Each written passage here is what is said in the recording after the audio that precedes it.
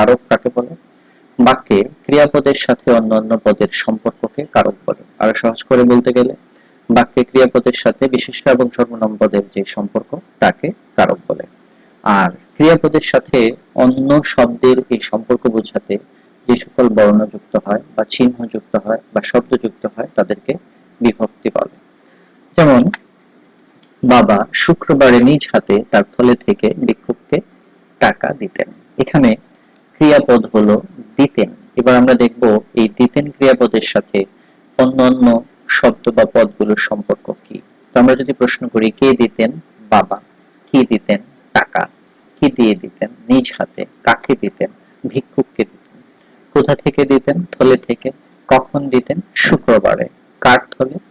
বাবার থলে বা তার থলে। এবার আমরা দেখব বাবার সাথে এই ক্রিয়াপদের সম্পর্কটি কি। বাবার সাথে সম্পর্কটি হলো কর্তা সম্বন্ধ আর বিভক্তি হলো শূন্য, কেননা বাবার সাথে কোনো চিহ্ন বা অক্ষর যুক্ত হয়নি। টাকা কর্ম সম্বন্ধ এবং শূন্য বিভক্তি। কি দিতেন? টাকা দিতেন। ওকে, টাকার সাথে কোনো চিহ্ন বা অক্ষর যুক্ত হয়নি, বর্ণ যুক্ত হয়নি, সেজন্য এটা শূন্য বিভক্তি। কিভাবে দিতেন? নিজ হাতে, সুতরাং করণ সম্বন্ধ এবং হাতে এই যে এ যুক্ত হয়েছে, এ বিভক্তি। কাকে দিতেন? ভিক্ষুককে, সম্পর্ক কি সম্প্রদান সম্বন্ধ অথবা কর্ম সম্বন্ধ, আর ভিক্ষুকের সাথে যুক্ত হয়েছে কে, সুতরাং কে বিভক্তি। কোথা থেকে দিতেন? থলে থেকে, তাহলে অপাদান সম্বন্ধ, কোথা থেকে? থলে থেকে, এবং যুক্ত হয়েছে থেকে শব্দটি, তাহলে বিভক্তি হলো থেকে। কখন দিতেন? শুক্রবারে, তাহলে অধিকরণ সম্বন্ধ এ যুক্ত হয়েছে শুক্রবারের সাথে, সেজন্য এ বিভক্তি। কার থলে? তার থলে, তাহলে র বিভক্তি, তার সর্বনামের সাথে বিশেষের সম্বন্ধ। আর এই সম্পর্কগুলোর উপর ভিত্তি করে কারককে মোটামুটি 6 ভাগে ভাগ করা হয়েছে। তবে বাংলা ভাষার ব্যাকরণ নবম দশম শ্রেণী অনুযায়ী কারকের যে শ্রেণী বিভাগটি রয়েছে সেটি হলো কর্তৃকারক, কর্মকারক, করণ কারক, সম্প্রদান কারক, অপাদান কারক, অধিকরণ কারক। আর বাংলা ভাষার ব্যাকরণ ও নির্মিতি নবম দশম শ্রেণীতে যেটি রয়েছে সেটি হলো কর্তা কারক বা কর্তৃকারক, কর্মকারক, করণ কারক, অপাদান কারক, অধিকরণ কারক এবং সম্বন্ধ কারক। আজকে আমরা এই বাংলা ভাষার ব্যাকরণের নির্মিতির যে শ্রেণী বিভাগটি রয়েছে সেটি নিয়ে আলোচনা করব। কেননা সম্প্রদান কারককে কর্মকারকের অন্তর্ভুক্ত করা যায়। প্রথমে আসি কর্তাকারক বা কর্তৃকারক, যার দ্বারা ক্রিয়া সম্পাদিত হয় তাকে কর্তাকারক বলে। বাক্যের কর্তাকেই মূলত কর্তা বা কর্তৃকারক বলে, অর্থাৎ যে ক্রিয়াটি সম্পাদন করে। যেমন বাবা ভিক্ষুককে টাকা দেন। কে দেন? বাবা দেন, তাহলে বাবাই হলো এই সেন্টেন্সের বা বাক্যটির কর্তা, আর এটি হলো কর্তাকারক। এখানে বাবার সাথে কোনো অক্ষর বা চিহ্ন যুক্ত হয়নি, তার মানে শূন্য বিভক্তি। বন্য হাতি বাগান নষ্ট করে। কে বাগান নষ্ট করে? বন্য হাতি, তাহলে বন্য হাতির সাথেও কোনো বিভক্তি মানে চিহ্ন বা অক্ষর যুক্ত হয়নি, তার মানে এখানেও শূন্য বিভক্তি। এবার আসি হলো কর্মকারক। তো কর্তা যাকে আশ্রয় করে ক্রিয়া সম্পাদন করে তাকে মূলত কর্মকারক বলে, অর্থাৎ ক্রিয়ার যে কর্ম সেটাই হলো কর্মকারক। যেমন বাবা টাকা দিতেন।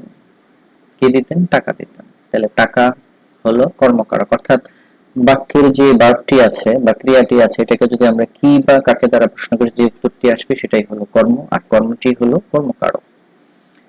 টাকা এখানে কোনো চিহ্ন বা অক্ষর যুক্ত হয়নি, তার মানে হলো শূন্য বিভক্তি। বাবা ভিক্ষুককে টাকা দিতেন। কাকে দিতেন? ভিক্ষুককে, তাহলে কে বিভক্তি যুক্ত হয়েছে। ওকে, করণ কারক, যার দ্বারা বা যে উপায়ে কর্তা ক্রিয়া সম্পাদন করে তাকে করণ কারক বলে, অর্থাৎ যে বস্তু বা জিনিসের সাহায্য নিয়ে ক্রিয়াটা সম্পাদিত হয় সেটাই হলো করণ। যেমন বাবা নিজ হাতে ভিক্ষুককে টাকা দিতেন। কিভাবে দিতেন? কি দিয়ে দিতেন? নিজ হাতে, হাতের দ্বারা দিতেন। ওকে, সেজন্য নিজ হাতে হলো করণ কারক। যেমন ছাত্ররা পেন্সিল দ্বারা ছবি আঁকে। কি দ্বারা আঁকে? পেন্সিল দিয়ে ছবি আঁকার কাজটি করে। সেম ভাবে ফুটবল দিয়ে খেলে।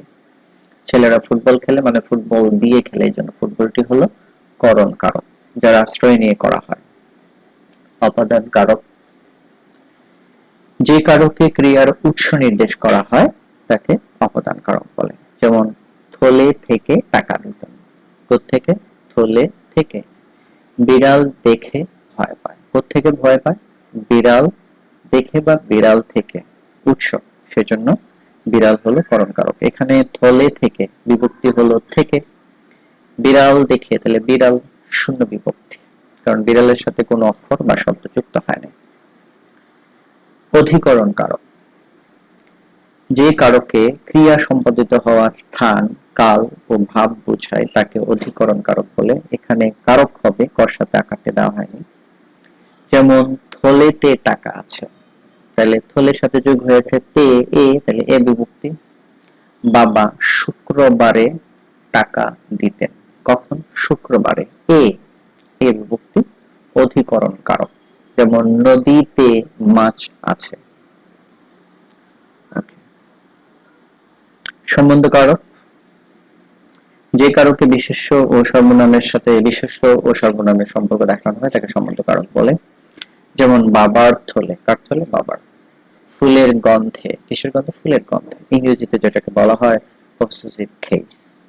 তো আশা করছি এইভাবে যদি বুঝে বুঝে এই ভিডিওটি দেখা হয় বা মনোযোগ সহকারে রিপিট করে ভিডিওটি দেখা হয়, তাহলে কারক এবং বিভক্তি নির্ণয়ে কোনো সমস্যা হবে না।